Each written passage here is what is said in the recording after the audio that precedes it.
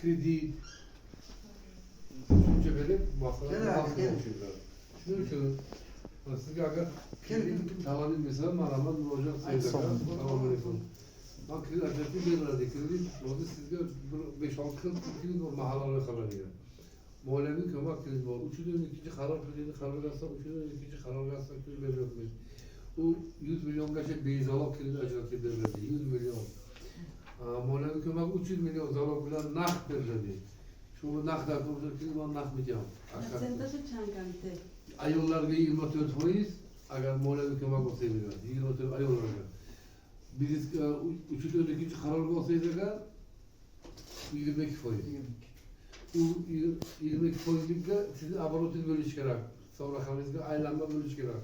Aylanma bo'lmasaga 3-12 qarorga olsak, ajratib bo'lmaydi. Agar bunisi bo'lmasa, 24%